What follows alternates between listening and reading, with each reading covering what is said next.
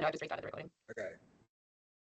All right. Well, welcome everyone. Welcome to St Vincent's Sustainability Grand Rounds. My name is Michael He. I'm one of the surgeons here at St Vincent's, and I'm the clinical sustainability lead. And I'm quite pleased and proud to be able to chair these meetings.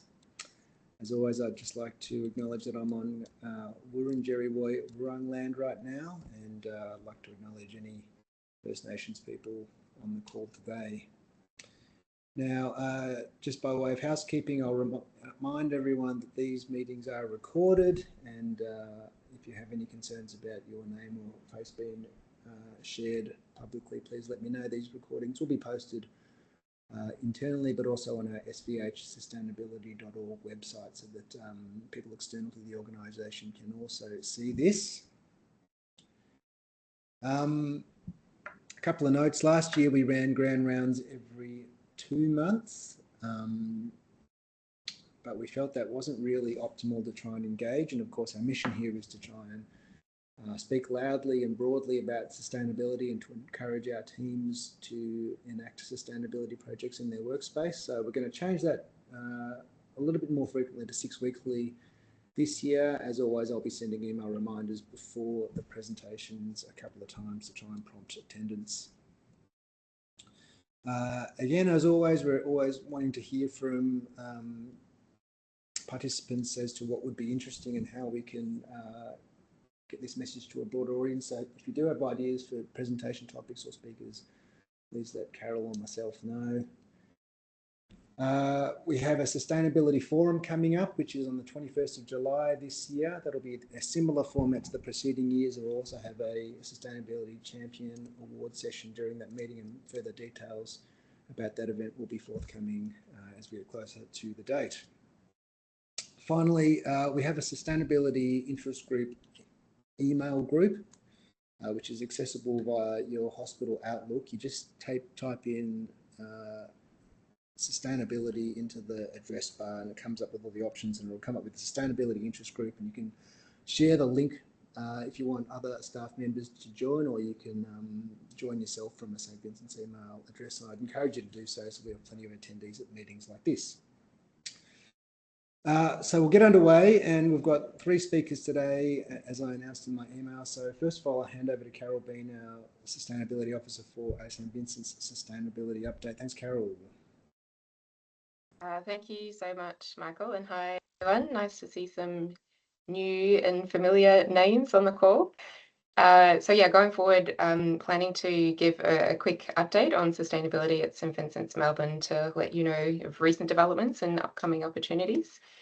So a bit to get through today, jumping right in.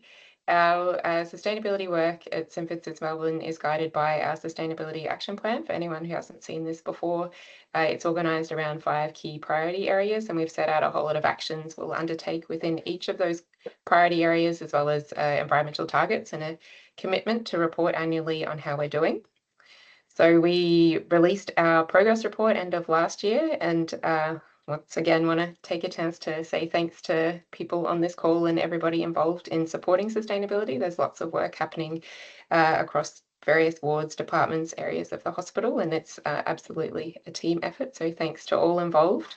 The progress report sets out how we're doing against each of the individual actions we said we would do in each financial year, as well as giving a summary of our environmental data. So I encourage you to have a look for more detail. But just really quickly sharing a snapshot of some of our environmental data. For waste, our target was to increase the proportion of waste we recycle each year by 3%. Unfortunately, we didn't hit that last financial year. We actually went backwards by just over 1%.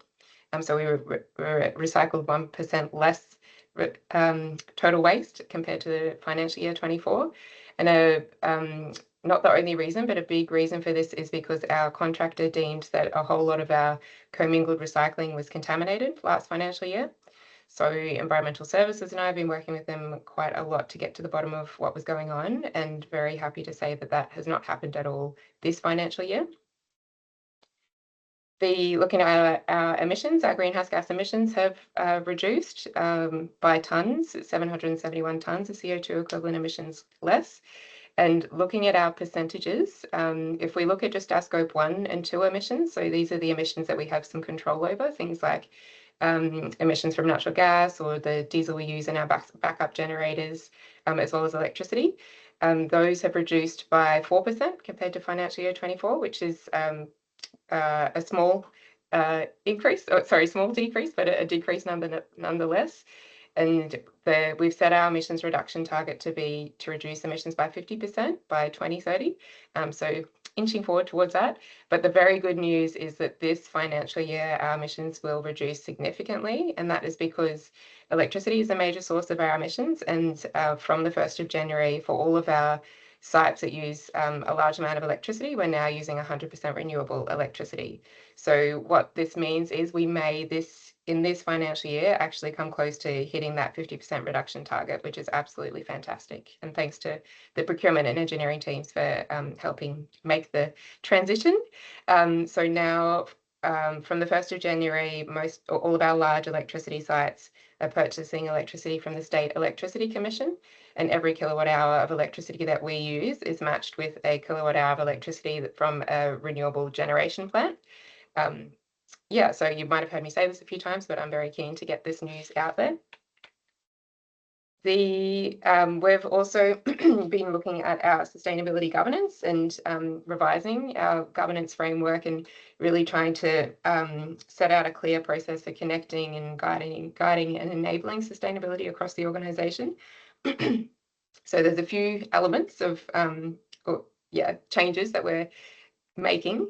One being that we have refreshed our committee. Our Environmental Sustainability Strategic Advisory Committee has recently been established, and our first meeting will be on the 12th of March. And the role of this committee is to develop and review and report on environmental priorities and targets, also just to support environmental sustainability to be embedded in our operations policy and culture, and to support and enable the delivery of high quality and environmentally sustainable healthcare. So to help with this last point in particular, we've also set out this sustainability initiative flowchart, which really sets out some steps that individuals or groups can take when they want to implement a sustainability initiative. And by setting out this flowchart, we're hoping to do two things. One, to really encourage the individuals leading this work, or the working groups or sustainability subcommittees, whatever kind of group it is, to encourage them to act on the opportunities that they see, but then also to make it really clear when and how to refer items to the ESAC when they need some extra support. So I'll go through really briefly this, but essentially if you've got an idea or an opportunity, if it's something that you're not going to take ownership for, but you want to flag, you can log that on our sustainability initiative tracker as an opportunity, and then we can consider it when we're developing our next sustainability action plan. If it is something that you or your team, your group is going to take ownership of, then we do want you to log it on the tracker still, so we know what's going on across the organisation. But we've also then set out a few steps for how to develop your project if you're wanting some guidance. So really important to highlight various stakeholders that you could engage with and consult, including the sustainability team, myself, the newly established Medical Sustainability Committee, which has been set up to support and enable sustainability projects within the clinical space. You could request continuous improvement support, or there's a whole lot of sustainability and quality improvement resources out there from an external organisation that can help people to really refine their project and develop project plans where that's required. So if the sustainability champions, working groups, what have you, implement a project, all goes well, amazing, well done. It'd be great if you could update your project on the action tracker so others can see what you've done and do the same thing in their area if appropriate. But if there's some kind of barrier or challenge, that's when we want you to refer it to the ESAC to consider. So you do that by completing a form, which I'll go through in a moment. But essentially that form will give us some details to be able to have a really fruitful discussion at the ESAC committee. And we've got some time set aside at each ESAC meeting to discuss review items that are referred by others in the org. And at that meeting, we would invite a rep from the item referred or initiative or project to come and be a part of that conversation. And ideally, we will resolve whatever the issue is, but really more likely we'll be able to together come out with some recommended next steps to help progress what your item or issue. So then, getting really specific, this form is available from our environmental sustainability governance page, which I'll pop a link in the chat to in a moment. Once you fill that out, send it to me, then I'll review to make sure we've got the right amount of info that we need, and also just to make sure that there's not a solution that I'm already aware of that could solve your issue or item. And yeah, as I said, our first ESAC meeting will be on the 12th of March. So if there's something that you do want the ESAC to consider, I encourage you to jump on and fill this out and send to me as soon as possible. And then the last thing we're also doing, we've set aside time at each ESAC meeting to hear from a sustainability rep from the various wards, departments, subcommittees, working groups, to hear about plans, progress, opportunities, challenges, to connect work happening across the org a little bit more and to understand what's happening and not make it just in a way that's not just issue-based. And then really quickly, I'm almost done, I promise, Michael. You might have seen there's some comms going out led by Dr. Nick McCabe, who's the site lead for this work being led, research being led by the Uni of Melbourne researchers that looks at nature and green space experiences in Australian hospitals and how that impacts its staff wellbeing and job satisfaction. So it's a 20-minute survey you can do up till mid-April. And it's just open to nurses, midwives and doctors at the moment, just for the researchers to manage their scope. And there's some posters I've shared in the newsletter that you can pop up in your workplace on your notice board to encourage others to also take part. And then last thing, if you have been involved in any kind of project or initiative that has had an environmental benefit since around June 2024, then I really encourage you to submit it in the Health Service Sustainability Competition by 8th of April. If you want, I'll include a link to the details, including submission form. If you want help making a submission, I'm here to help. Or if you want to just discuss what your project has been to see if it's appropriate, please reach out. But yeah, it's an opportunity to get some recognition for your hard work, but also to help raise the profile of environmental sustainability and yeah, show all of the great work that I know is happening to others that aren't so closely involved in sustainability. So thanks all. That's all for this time. Thanks, Carol. I mean, great progress, and reflecting back, we had absolutely none of these opportunities or none of this information 2 years ago. So really applaud what you've done and encourage you to keep burrowing away at this huge carbon debt we've accumulated. It is really important that we run these projects that they do get documented, isn't it? So you do have an idea, follow the path, but all paths end in action tracker, don't they? Yeah, ideally, because yeah, if you've done something in your area, if you're able to multiply that and scale it up to other areas, that's an even greater impact and takes away the effort involved for others that might be looking to do the same thing. So yeah, really encourage everyone to have a look at that action tracker for ideas, but also to register whatever you might be doing. Yeah, very important. All right, so we've got two speakers today. As always, we're trying to follow the local speaker and invited speaker format, and really pleased to be hearing from Anne Drake. First of all, Anne is one of our physicians. She's a general physician and works in the perioperative unit here at our hospital. She's a very enthusiastic educator and is involved in regular postgrad teaching, both here in Melbourne but also in the Pacific. She's passionate about sustainable healthcare and recently had the opportunity to do a 6-month sabbatical in this field. So we're really excited to be hearing about reducing unnecessary blood tests in general medicine. Thanks, Anne. Great, thanks for that, Michael. Can everyone see the slides? Yep, terrific. So look, I was, as you say, fortunate enough in the last 6 months to be able to undergo a sabbatical really in healthcare sustainability. And it gave me the opportunity to do a number of courses and workshops in the field, and also to run a project, which is what I'm going to talk about today. So a project in the general medical unit. The reason we chose looking at blood tests really was, as we all know, healthcare's carbon footprint is very big, very complex. And most of our healthcare carbon footprint actually comes from the clinical care that we deliver. And that includes the tests that we order. And so it's obviously self-evident, really, that in order to, one of the ways to reduce our carbon footprint is to reduce the testing that we do. But I think one of the concerns I always had as a clinician is, well, if we reduce the number of investigations that we do, is that going to impact adversely on my patient's care? And I think when I started looking into that, that juxtaposed very nicely into the Choosing Wisely initiative. Many of you, or most of you, are probably aware that Choosing Wisely was a global initiative which was launched just over 10 years ago. And its aim was to try and promote dialogue between clinicians and patients to try and avoid unnecessary and wasteful testing.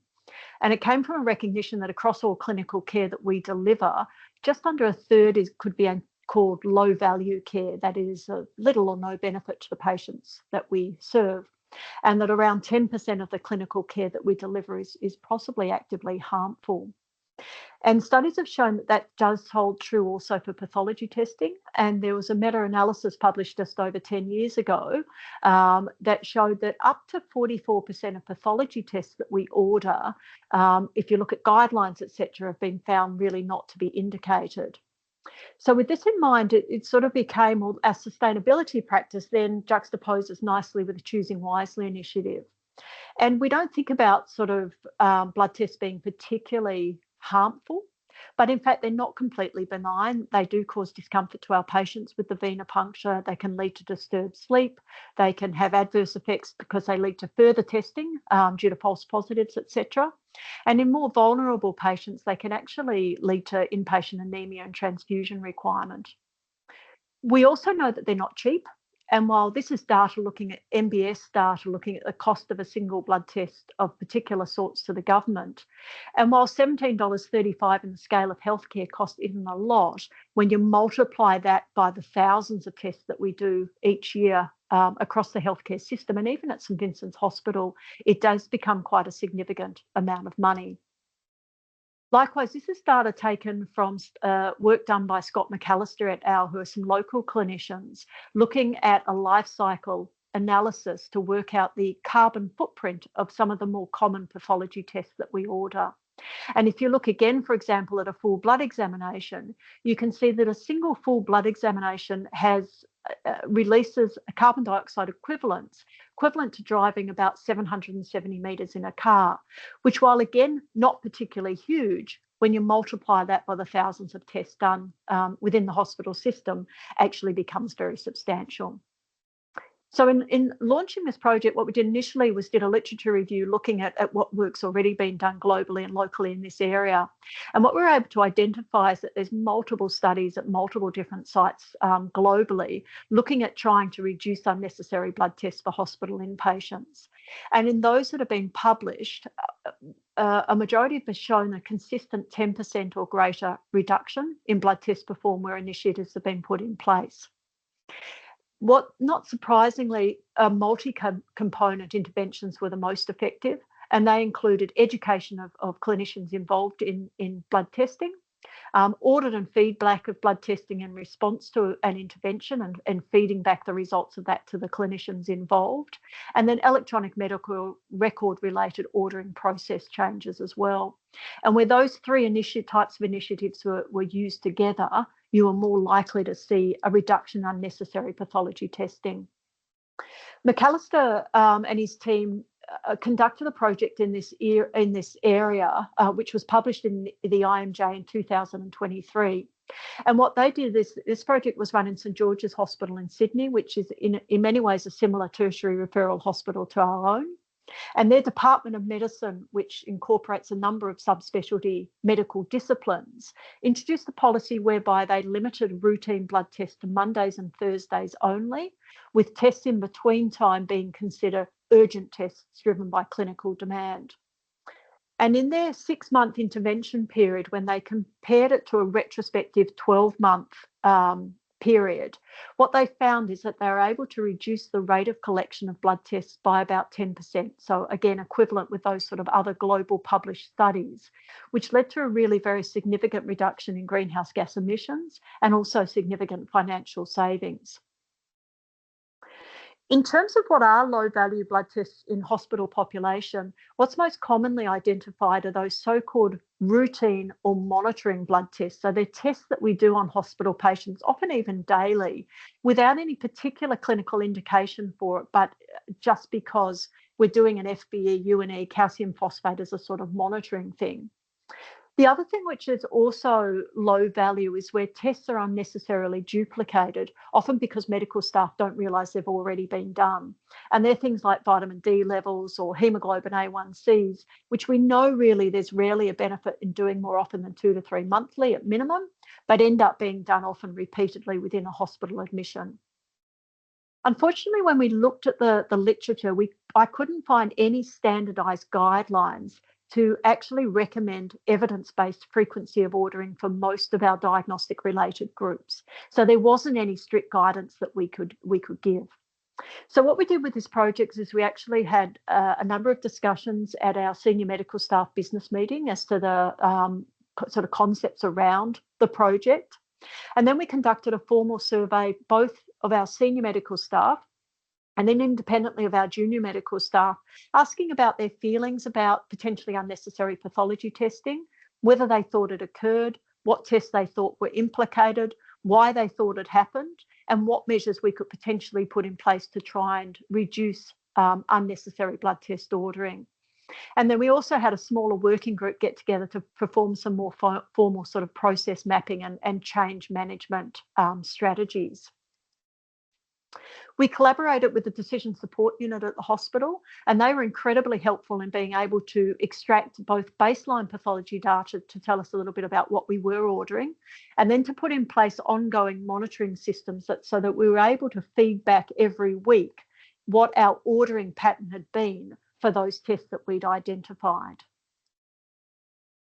When we looked at the literature and we looked at the drivers of low value care and the blood testing in the literature, what we found was these are the major things. Firstly, it was just the culture of the practice setting and the habit. It's just what was done. So people continued to do it. Part of it was perceived expectations of senior medical staff and the juniors who mostly order the blood test, not wanting to be seen as not having done the job on the consultant ward rounds. There was a very real fear of missing something, you know, a diagnosis or a deterioration or something which wasn't evident immediately clinically. And there was also generally a lack of knowledge as to both the financial and the environmental cost of the test that we order. When we did our surveys of the senior and the junior medical staff at St Vincent's, essentially we found exactly the same thing. So we were identifying those same drivers that are widely published in the literature. A particular one to St V's is our weak IT systems and the fact that we don't have electronic medical record and we don't have electronic ordering systems. And that does make life more difficult for us, particularly with regards to duplicate testing. So we decided to focus on two particular groups of tests. So those tests which are often the so-called routine or monitoring blood tests, which are often done daily. So FBE, UNE and creatinine, liver function tests, calcium phosphate magnesium as a bundle, coagulation or clotting profile, and the C-reactive protein. And also those tests which anecdotally in our unit were tending to be done more than one occasion during a single visit, almost always inadvertently. We decided our intervention was basically going to be a consultant-supported, junior medical staff-driven practice change. We first started talking about it in early August, and then we launched the project in mid-October last year. And what we did was we came up with a series of sort of just general recommendations or encouragements for both the senior and the junior medical staff. So we suggested rather than the daily reflex daily blood test ordering, that perhaps we could consider reducing standard reordering of routine or monitoring blood tests to every third day. So they get done on admission. Maybe we look at them again in a few days' time and maybe again a few days after that. Obviously, we said, look, if the patient needs a blood test more often, you do it. But if it's a bleeding patient who needs an FBE each day, maybe they don't need also UNE and creatinine, liver function tests, et cetera, just because you're writing the blood slip. We suggested also that in a stable patient, blood tests didn't have to be done even every 3 days. CRPs, we suggested, shouldn't be ordered more often than second daily because it doesn't make sense for that particular test. And we asked that blood slips should only be written for the next 24-hour interval rather than written for days in advance when the patient's clinical course and progress wasn't predictable. We asked the unit consultants to provide clear guidance, particularly on the initial post-admission ward round, as to what they anticipated the frequency of blood testing would be. And we asked that all blood slips that were for the following day actually be written at an afternoon blood round attended by the junior medical staff. Again, to give the opportunity for us to review the blood tests that had been ordered, see what actually had or hadn't been done, and make a more sort of thoughtful and informed decision about what we needed to do the next day. And for blood tests with minimum intervals between repeats, such as B12s or thyroid functions, we asked that we look at the electronic systems prior to ordering them to make sure they hadn't been done more recently. And we did look to IT solutions, but unfortunately, again, in the absence of electronic ordering systems, these really weren't achievable. The crux of the project, I think, on general medicine was really just we asked everyone to say, is this test actually necessary for patient care? Is there a reason that we're actually doing it? In order to get the project underway, I did an educational PowerPoint presentation at the General Medicine morning handover meeting at the start of the process, and that's where some of our senior and really all of our junior medical staff come together. I also emailed all the senior and junior medical staff who were going to be working across the time of the project, and that I had to actually re-email several times because we had quite a lot of turnover of junior medical staff at the latter part of last year. We put up posters in all the general medical offices and workrooms and attached little posters also to our unit's computer on wheels. And we involved the nursing staff also in what was happening in order to sort of hopefully empower them to take steps with us. Just to show you that I'm not very IT savvy, as you will have worked out, but the image on the left is the poster that we put up in the workroom, which was really just highlighting that the project was happening and trying to give people some idea as to the costing of tests, both financial and carbon footprint. And the smaller image on the right is of the poster that we printed out and attached to each of our computer on wheels. We gave verbal reminders regularly at the morning handover meeting just to remind people of what we were doing. And every fortnight we had a feedback session whereby we were able to feedback the data that DSU had been monitoring for us to give them our teams of some performance feedback as to how our ordering was going. And we also monitored some safety data to make sure that there were any obvious signals of concern. And I also requested regularly that people give me feedback if they had any particular concerns or felt anything had potentially gone wrong because we hadn't ordered more regular blood tests. And hopefully you can see this. But what we found, this is the final results at the end of the 12-week mark of our intervention. And what we found was that we were able to do was for all the tests that we were studying, so those routine tests plus the often duplicated tests, we were able to reduce our collections per occupied bed day by 14.7%, and our percentage of occupied bed days where a collection was actually taken for a patient of one of these blood tests by 10.7%. So a really, I think, exciting impact, certainly very much consistent with what was able to be achieved in the global and national data. In terms of those tests that we were inappropriately duplicating, we were able to also reduce those from 11.9% at baseline to 7.4%. So still more replicated tests than we would have liked to see, but nonetheless a substantial intervention. This is what it looks like graphically. I won't dwell on that too much, but I think one thing I will point out is that actually before the little pen is where the intervention started. But you can see that even prior to that, from early August, where we started talking about what we wanted to do, in fact, we saw a drop off in blood test ordering. And then once we put the formal intervention in place, it was more marked still. And this is likewise just seeing that drop off in a graphical format of the percentage of visits with repeat tests for those targeted duplicate testing.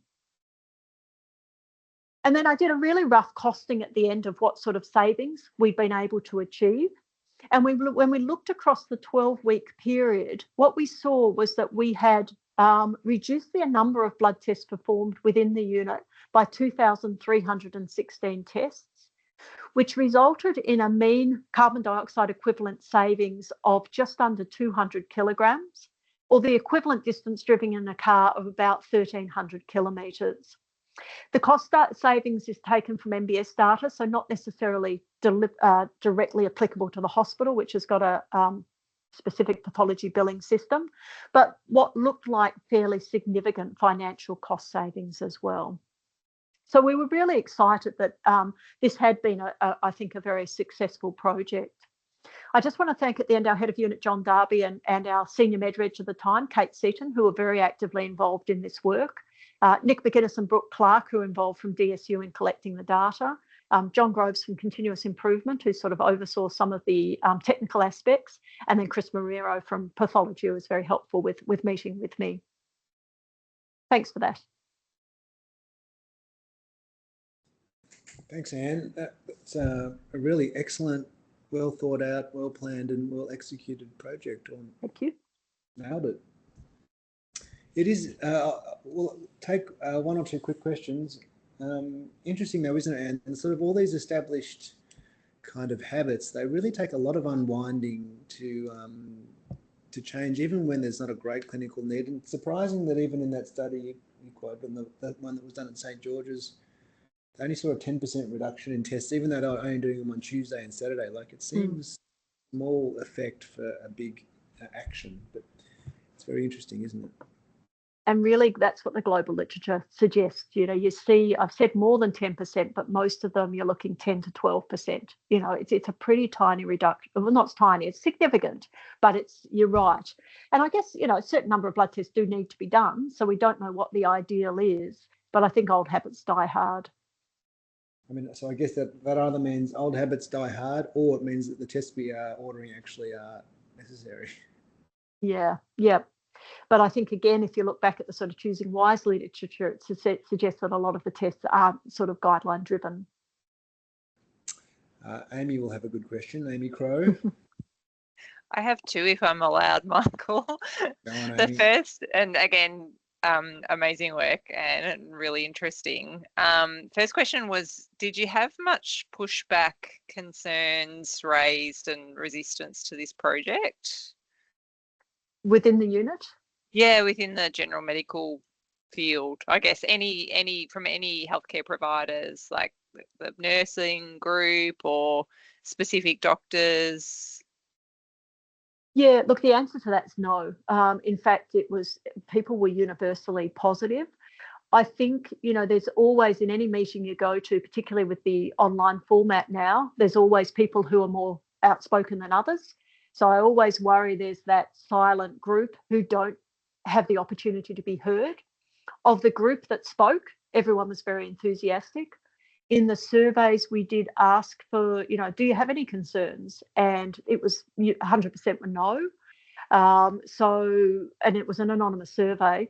So certainly everyone seemed positive. I think the feedback I got just sort of chatting to senior and junior medical staff who are sort of caught in corridors, again, they felt, a lot of them felt sort of, I think, sort of almost empowered by it. So I got some quite positive feedback. I asked a couple of the interns, do you worry about, you know, us not letting you do testing so often? They just said, oh no, if the patient needs it, I do it. So it was fairly positive feedback. And I think the nursing staff were also quite enthusiastic. They are the ones who do the blood testing. So I think not having to do venipuncture so often was a plus. My second question was just regarding patient feedback, actually. So I don't know if you had any, because you pointed it out in your introduction slides, you know, that does cause discomfort, and, you know, anecdotally often hear from patients, oh, I'm so sick of having my bloods done every day. Did you seek any feedback from patients, or have other groups that have undertaken similar projects sought patient feedback? There's actually not. I didn't. It was sort of beyond the scope of what I felt I could do with this project, although it would have been a good thing to do, I think. But again, there's not really patient feedback published in any of the literature I've seen in this field. It was interesting. I know, as you know, Michael and the seventh floor have been involved in very similar work. And Andy Downey, who's the gastro-reg who was involved in that project, did point out also that sometimes on the counter side of that, there are patients who feel more secure if they have blood tests done. So it may actually go in both directions, but no formal patient feedback.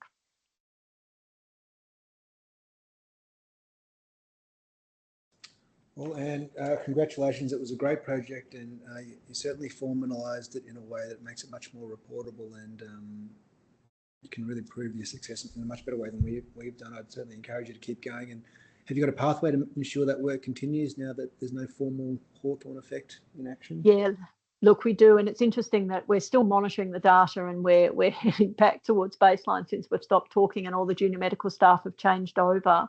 So the plan is essentially we're going to relaunch within the next several weeks.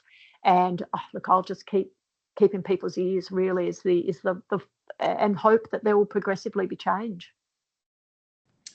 All right, well, it's really fantastic, and as always, I'm getting nervous because we're running out of time for the invited guests, but it's such an exciting bit of work that you've done. Well done, Anne. So, sorry, Dave. Dave Chun is an acting sustainable healthcare manager at Kaha, and we're really privileged to have him join us today. Dave's a registered nurse in day oncology at a regional Victorian hospital, and he and the sustainable healthcare team facilitate global green and healthy hospitals network in the Pacific region, focusing on creating a climate resilient healthcare system and developing strong partnerships within the global healthcare community. He lives on a farm in South Gippsland with his family and enjoys puttering around on his little boat in the local estuaries and inlets. Sounds absolutely delightful, Dave. Dave's going to talk to us today about health ready to cycle away from plastics. Thank you. And I think, Anne, you have to stop sharing so that Dave can share his screen. Can you guys see my screen? Yep, thanks, Dave. Yep. Shuffle my notes over. Thanks for the intro, Michael. That was an old one, but a goodie. So as Mike said, I'm acting sustainable healthcare manager for Kaha. You guys might know Steph, who has presented previously.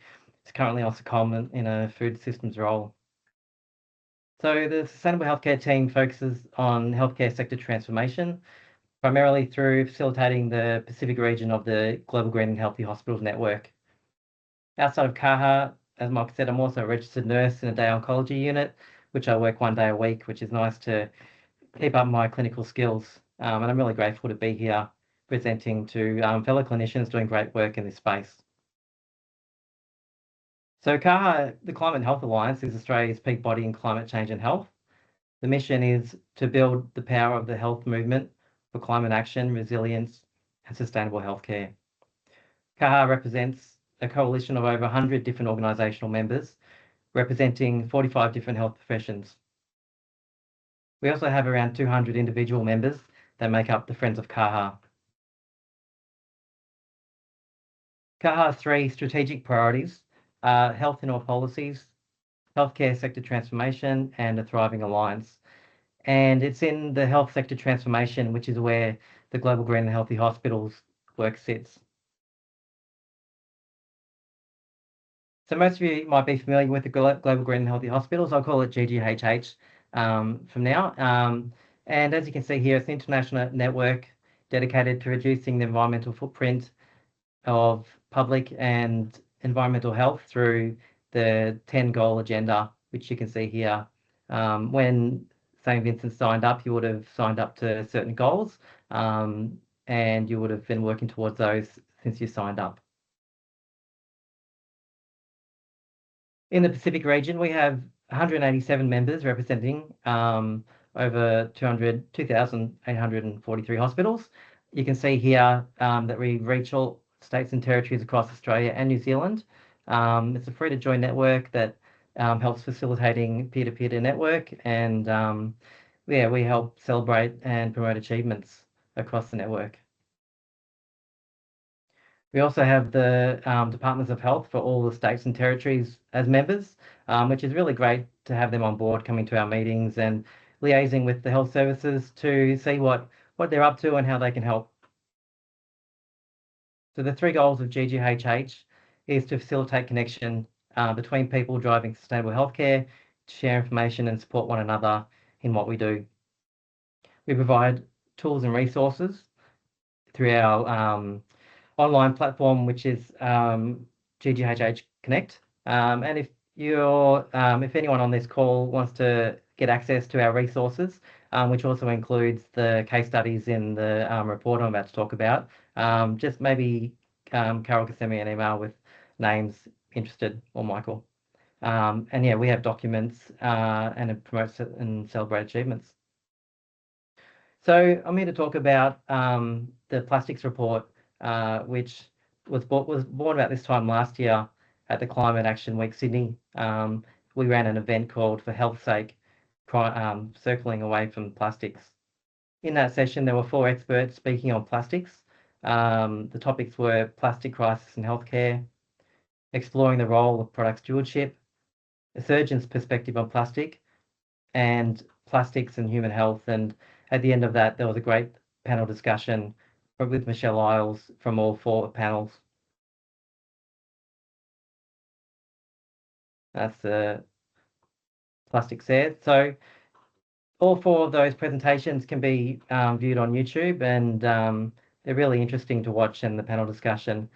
The take-home message from Climate Action Week was that plastics were really prolific in healthcare and that we need to rapidly transition away from them. And number 2, that many industry experts and stakeholders really wanted to support this.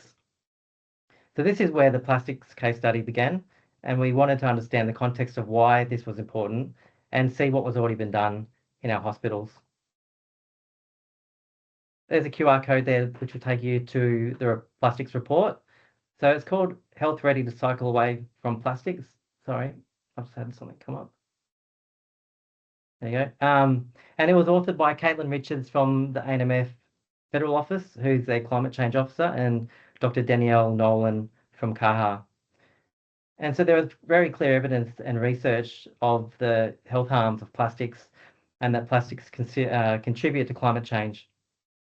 There's evidence that supports and that everyone here can probably relate to, that there's prolific use of single-use plastics within healthcare, in particular the single-use ones that we're constantly throwing away. Recognising the growing harm of plastics in healthcare, we observed that many healthcare workers want to be a part of the solution and are trying to demonstrate their willingness to contribute. Across wards and services, there are examples of pragmatic changes that have been made in healthcare workers to steward plastics. These examples include selecting single-use items for a reusable, segregating PVC from IV bags and oxygen tubing, which you guys are already doing, standardizing instrument packs, and trialing supplier take-back of packaging. The report sought to collect publicly available case studies of plastic stewardships in healthcare and to synthesize what has already been done and to identify any policy enablers or barriers or gaps in data collection. And so the whole aim of the report was to inform future research priorities and to give guidance and policy and development that they can scale and use towards effective stewardship and practices across the healthcare sector. This slide here is hard to read, but this contains all the case studies that were looked at in the report. A desktop review was undertaken between June and July of August 25 to identify relevant peer-reviewed and grade literature. The sources included GGHH case studies as well as CAHA case studies. So a total of 29 case studies were included in the review. And yeah, I just wanted to put this slide up just to acknowledge the thorough desktop review that was completed in 2 months and to show you guys a small glimpse of the resources that are publicly available to you on the GGH network and also just in the community. And again, there's the QR code if you missed it the first time. So the findings of the report was that 83% of case studies identified focused primarily on waste reduction and recycling. This highlighted the need to expand stewardship beyond end-of-life management towards upstream prevention and circular design. The case studies detailed a range of various stakeholders, most commonly included clinical ward staff, followed by external contractors such as linen services providers or external recycling companies. Environmental sustainability committees and designated sustainability staff were also included into 9 studies, and non-clinical staff identified in multiple studies. Of those included procurement staff, environmental, housekeeping, waste, and kitchen services. I think that circle graph there depicts all the stakeholders and case studies. It's a really great example and identifies the importance of stakeholder engagement in the work that we do, and how complex and sometimes challenging it can be in regards to engaging all these stakeholders and having so many people on board. Most of the retained case studies did not report relying on being supported by any organisational, council, state or national regulatory policy to support their stewardship initiative. And so it's unclear why this was due, whether it was lack of knowledge or lack of awareness about the policies that were available, or if there was indeed no policy to guide their initiative. You can read here that 68% of the case studies did not refer to any policies or protocols. And some of the barriers toward plastic stewardship were staff-related challenges, including staff resistance, poor compliance, or fear of increased workload, or additional sustainability practices. The take-home messages were, the report highlighted that there was a lot of amazing examples of healthcare staff undertaking sustainability projects within their organisations. These initiatives demonstrated considerable commitment at a clinical level. However, a notable limitation across the majority of case studies was the absence of a clear justification for chosen interventions underpinned by research or policy guidelines. For researchers, the review was conducted as a rapid evidence assessment to meet policy timelines and provide a timely insight into current plastic stewardships. So a more thorough, systematic research could be an option to get some further data. The results also made a strong case study for embedding plastic stewardships within broader systems of healthcare governance supported by federal and state governance, coordinating policy and industry accountability.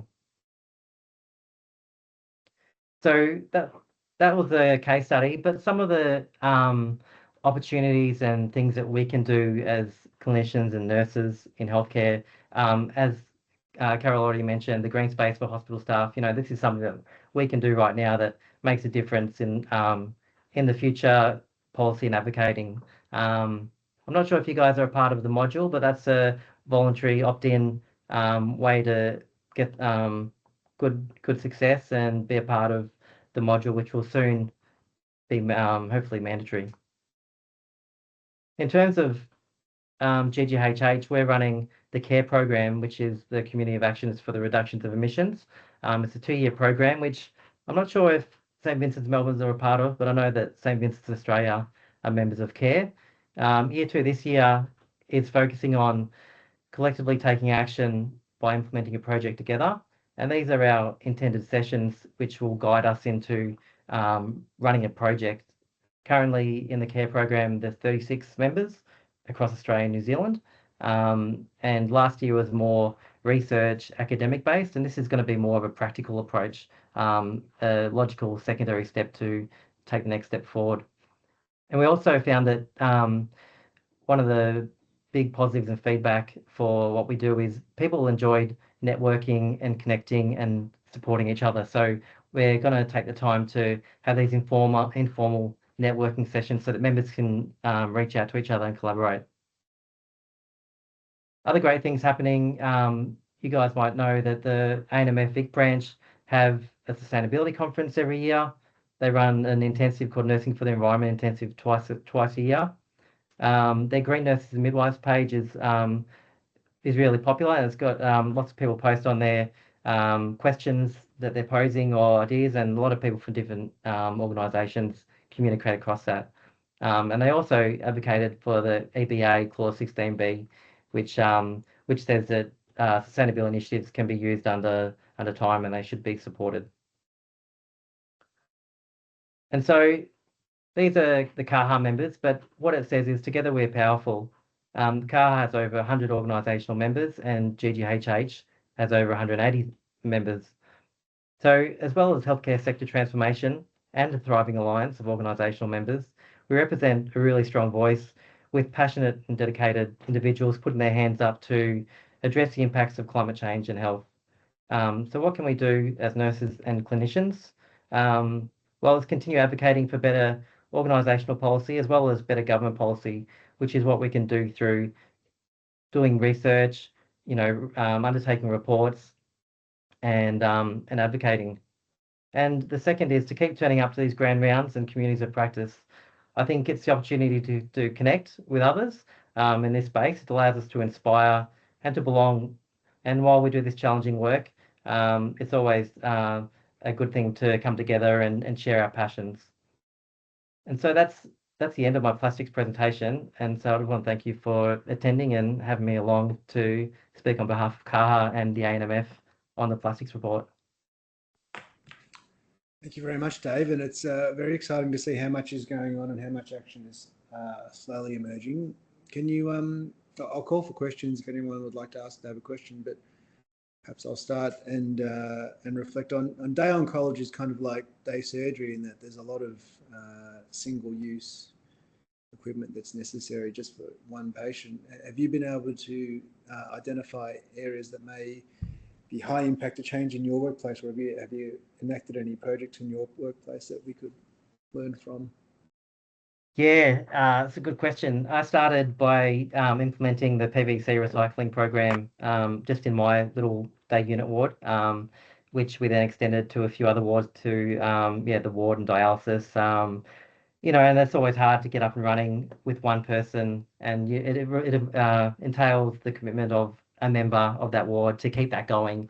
And so once I left to a sustainability role, then I guess the momentum of that kind of fell away. So, embedding sustainability into governance and into practice is one thing we can do so that when the person who's really passionate leaves, that the projects don't fall away and that work doesn't disappear. But, when I set up my tray for a patient, whether I'm going to cannulate or access their port, I'm ripping apart I look at the bag that I'm filling up with one patient and try and think of ways that I can contribute, but it's always hard. We don't have a soft plastics system up and running, and so I feel the challenges of all the clinicians, and it's definitely hard working 1 day a week. Also been the sustainability and infection prevention control lead for my unit, trying to manage all that on 8 hours. But there's certainly lots that we can improve on. But across other wards, we're recycling our tourniquets with MedSlab, and that's a really great way that all the wards have gotten on top of it. And it's been led by nurses too, so it's not led by the waste manager or by sustainability. It's just something that the nurses have done on their own accord, which is really great to see that collaboration across wards. And so, yeah, I think the sustainability committee is really strong in that aspect. I hope that answers your question, Michael. Collaboration is really important, isn't it? And it really is the only way to keep these things going, because sometimes it does rely on local champions to keep pushing the thing forward, which can be challenging. Carol? Thanks so much, Dave. Now that CAHA's got this kind of baseline summary of examples of practice and highlighting where there's opportunities to support greater change, does CAHA have any plans to progress this plastic work from here? Yeah, I know Michelle Isles, our CEO, is constantly taking this report to members of Parliament to advocate for plastics in health. I know that with COP coming up, I know that Australia didn't get COP, but we've got some involvement in it. That there's a lot of talk about clean air, air pollution, and plastics is a big one. And so I know that in terms of advocating for better practice and better policies, Michelle and the CAHA team are definitely more on that than I am in the GGHH network, and I know that they're doing great stuff. And I know that there's some changes coming up in the GGHH sphere globally, which is exciting, which I'll be able to share with you later in the year. But there's going to be a big focus on plastics moving forward. So that's something that Healthcare Without Harm, who fund GGHH, have identified as a big need, and we'll be moving on plastics a lot more coming up. Thanks. Okay, well, if there's no other questions, well, thank you, Dave, very much for a very interesting presentation, and hopefully a lot of change in plastic use coming forward. We'll close the meeting. We'll be back here, same place, same time in 6 weeks for the second sustainability rounds this year. As Dave said, you know, together we are powerful, and certainly I think for a small guerrilla group like us in sustainability, the more people that are sort of vocal about this, the more our organisations are willing to listen and invoke change. So please share this with your colleagues and join our sustainability interest group if you can. Otherwise, thank you very much for attending, and we'll close off the meeting. Thanks, everyone. Thanks, Michael. Thanks, everyone. Thanks, Anne. Thanks, Michael. Thanks, Carol.